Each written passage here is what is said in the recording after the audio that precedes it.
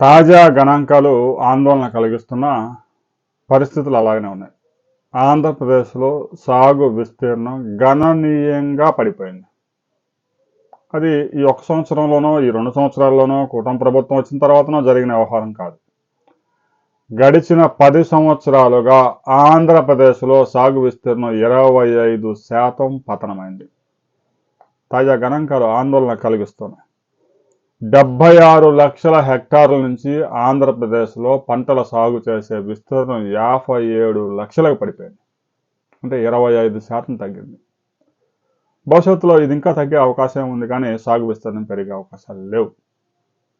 సరే, సాగు విస్తీర్ణం 25% తగ్గిన పంటల ఉత్పత్తులు మాత్రం 1 కోటి టన్నుల నుంచి 1,17,00,000 టన్నులకు పెరిగింది. అంటే హైబ్రిడ్ వంగడాలు అందుబాటులోకి రావడం కానివ్వండి, మొక్కజొన్న ఈ మధ్యకాలంలో పెద్ద ఎత్తున సాగు చేయడం వల్ల కూడా ఈ యొక్క పెరుగుదల నమోదైంది. కేవలం ఆంధ్రప్రదేశ్లో అయితే 1/4 25% సాగు విస్తీర్ణం తగ్గింది. మిగతా రాష్ట్రాల్లో కూడా సాగు విస్తీర్ణం తగ్గుతూ వస్తూ ఉంది. అయితే ఆంధ్రప్రదేశ్లో తగినంత భారీగా తగ్గడం లేదు. దేశవ్యాప్తంగా 1% అయితే సాగు విస్తీర్ణం తగ్గింది స్పష్టంగా కనిపిస్తూ ఉంది గణాంకాలు. ఆంధ్రప్రదేశ్లో గణనీయంగా సాగు విస్తీర్ణం తగ్గడానికి ప్రధాన కారణాలు: పత్తి పంట సాగు చేస్తే కనీసం 10,000 రూపాయలు కూడా ఆదాయం రావడం లేదు. ఖర్చులు మాత్రం ఎకరాకి 40,000 అవుతుంది. గులాబీ పురుగు వచ్చిన తర్వాత దానికి మందు లేకుండా పోయింది. గడిచిన 10 సంవత్సరాల నుంచి రైతులు ఆ పత్తి సాగు చేసి పొలాలు వదిలేస్తూ ఉన్నారు. కొన్ని ప్రాంతాల్లో అయితే ఇక సాగు చేయడం లేదు. ఇక నాగార్జున సాగర్ కుడికాల కింద అయితే 4 సంవత్సరాలకు ఒకసారి మాత్రమే సాగునీరు వస్తూ ఉంది. ఖరీఫ్లో వరి సాగు అయితే దాదాపుగా ఆపేశారు. సాగర్లో నీరు బాగా పుష్కలంగా వస్తే రబీలో మొక్కజొన్న సాగు చేస్తూ ఉన్నారు. ప్రకాశం జిల్లాలో శనగ రైతులు తీవ్రమైన ఇబ్బందులు ఎదుర్కొంటూ ఉన్నారు. 3 సంవత్సరాలు కిందట పండించిన పంట ఇప్పటికే కోల్డ్ స్టోరేజ్లో మూలుగుతూ ఉంది. కేంద్ర ప్రభుత్వం విదేశాల నుంచి పెద్ద ఎత్తున శనగలు దిగుమతి చేసుకుంటూ ఉంది. ఆ శనగలు 5,000 రూపాయలకు కూడా కొనే దిక్కు లేకుండా పోయింది.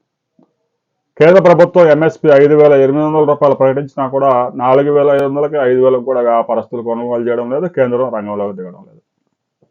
ఈ విధంగా ఏ పంట చూసినా సాగు ఖర్చులు ఎకరాకి లక్షలు అవుతూ ఉంటే ఆదాయం మాత్రం సగం కూడా రావడం లేదు. దీంతో భూమి ఉన్న రైతులు ఆ భూమి వదిలేసి వేరే రంగాల్లోకి వెళ్ళిపోతూ ఉన్నారు. సహజంగా పిల్లల్ని చదివించుకున్న ఆ పిల్లలు కనుక సాఫ్ట్వేర్ ఇంజనీర్లు ఇంకో ఉద్యోగంలోకి వెళ్తే వారి ఆదాయం నెల నెల జీతం రూపంలో వస్తూ ఉంటే వ్యవసాయాన్ని శుభ్రంగా మడతేసి పక్కన పెడతా ఉంటాయి. ఎందుకంటే 20 సంవత్సరాలు, 30 సంవత్సరాలు, 40 సంవత్సరాలు వ్యవసాయం చేసి కూడా ఇంకా 5 లక్షలు, 6 లక్షలు, 10 లక్షలు అప్పులోనే ఉండాల్సి వస్తుంది 40 సంవత్సరాలు కష్టపడి. దీంతో సాగు గణనీయంగా పడిపోతూ ఉంది. కొన్ని ప్రాంతాల్లో అయితే భూములు కౌలుకు తీసుకునేవారు కూడా లేకుండా పోయారు. ఒకప్పుడు కౌలుకు తీసుకోవాలంటే భూమి దొరికేది కాదు. ఇప్పుడు కౌలుదారుడు దొరకడం లేదు. కౌలుకు కూడా ఎవరు సాగు చేయడం లేదు. ఏ పనికి వెళ్ళినా కూడా 700, 800, కోనసీమ లాంటి ప్రాంతాల్లో అయితే రోజుకు 1,000 రూపాయలు కూడా సంపాదిస్తున్నారు కూలి పని చేసుకుంటే. అలాంటి పరిస్థితుల్లో 4 ఎకరాలు, 5 ఎకరాల కౌలుకు తీసుకొని 4 లక్షలు పెట్టుబడి పెట్టి సంవత్సరం అంతా కష్టపడి మరలా దాంట్లో 2 లక్షలు పోతే 2 లక్షలు అప్పు మిగులుతా ఉంది. ఆ మాత్రం దానికి మళ్ళీ పొలాలు కౌలు ఎందుకు, ఈ బాధ ఎందుకు అని చెప్పేసి శుభ్రంగా కూలి పనులకు వెళ్తూ ఉన్నారు.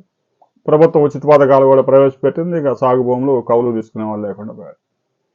ఈ విధంగా సాగు విస్తీర్ణం దారుణంగా పడిపోతూ ఉంది. ఇంకా తగ్గే అవకాశం ఉంది. సాగు విస్తీర్ణం దారుణంగా పడిపోవడానికి కారణాలను ప్రతి ఒక్కరూ విశ్లేషించండి. సాగు విస్తీర్ణం ఎందుకు తగ్గింది అనే విషయాన్ని ప్రతి రైతు మీకు తెలిసిన అభిప్రాయాలు మాత్రం కామెంట్ చేయండి.